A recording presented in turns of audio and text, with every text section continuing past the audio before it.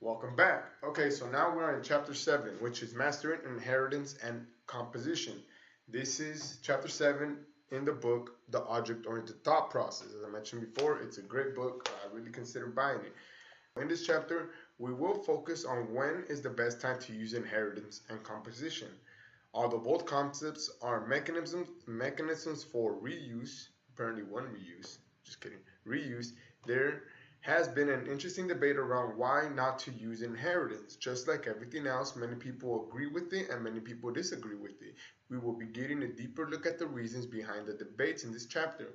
We advise that the best way to approach this is to get a deep understanding of its functionality and apply either when it is the best choice. Okay, next, inheritance. Inheritance is when a child class receives the properties of its parent class. Even though inheritance is an important concept for object-oriented programming, inheritance clashes with encapsulation, which is another important object-oriented concept. Encapsulation is the act of keeping an object's properties private from other objects.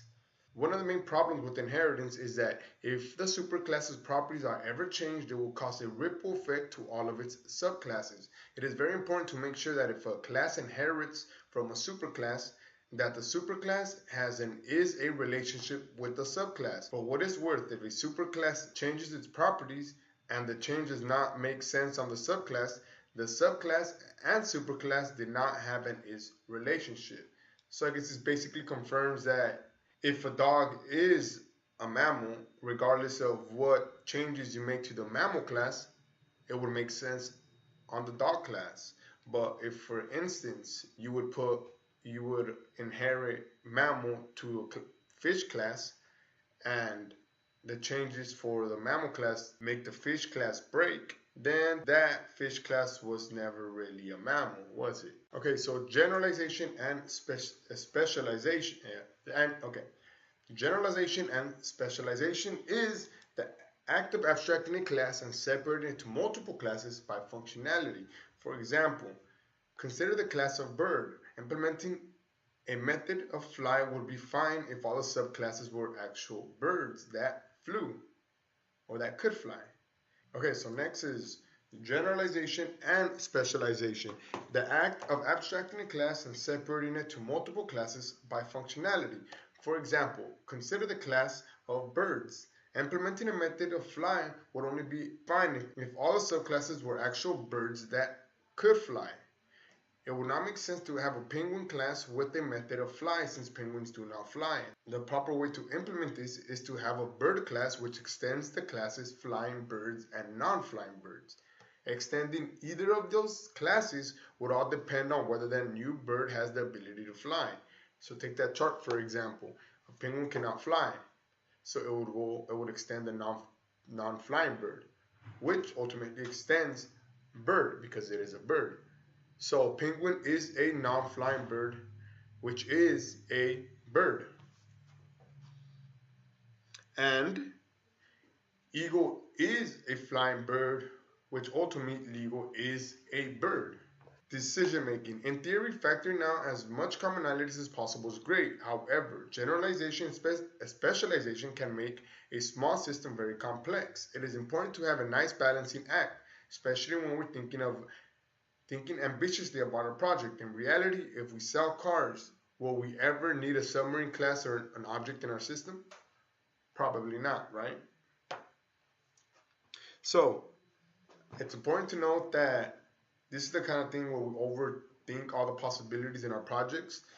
And I'm definitely guilty of that, especially when I'm actually trying to plan out this project that starts off with very simple functionality and I just have this main goal. And all of a sudden, I start putting everything on paper. I start making my documentations. I start writing my SRS, which we'll learn about later. And all of a sudden, I have these outrageous, very ambitious goals with this project that just started off with like connecting dots or something, right?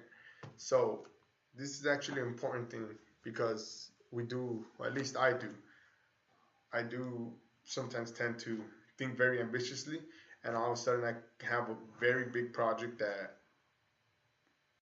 wasn't necessarily so big to start with. Okay, next, composition. Composition is the act of creating an object from other objects. Whenever an object is constructed from other objects, the new object is also known as a compound, an aggregate, or a composite object. Compound objects use has-a relationships. Build, Building on composition is also a balancing act because although a car has an engine, the engine in itself is a compound object. The engine object contains spark plugs, headers, manifolds, etc. Just like implementation, deep compositions can make a small, simple project very complex. The author of this book believes that there is only two ways to reuse classes and that is through inheritance and composition. Although there is other